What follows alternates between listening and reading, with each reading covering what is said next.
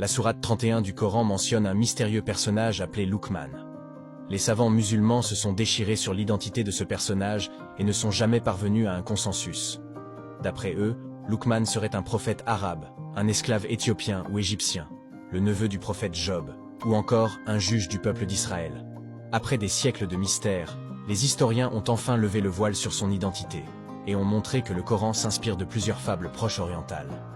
La première chose, c'est que le nom de Luqman dérive du nom d'un médecin et philosophe de l'Antiquité appelé Alcméon de Crotone, qui a vécu environ 500 ans avant notre ère. Alcméon était aussi connu sous le nom de Locmon, qui a ensuite donné Luqman.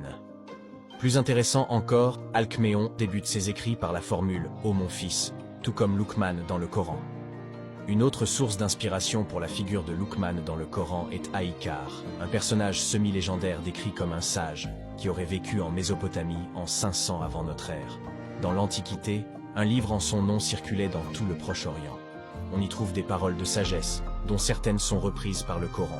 Au verset 39 de la sourate 31, Luqman dit en effet « Sois modeste en ta démarche, modère ta voix, la voix la plus désagréable est la voix de l'âne. » Ces propos proviennent directement d'un proverbe attribué à Aïkar, où il est dit « N'élève pas ta voix avec jactance et tumulte, car s'il suffisait d'une voix puissante pour construire une maison, l'âne en bâtirait une en un jour. » En résumé, le personnage de Luqman dans le Coran est un mélange de plusieurs personnages plus ou moins légendaires de l'Antiquité.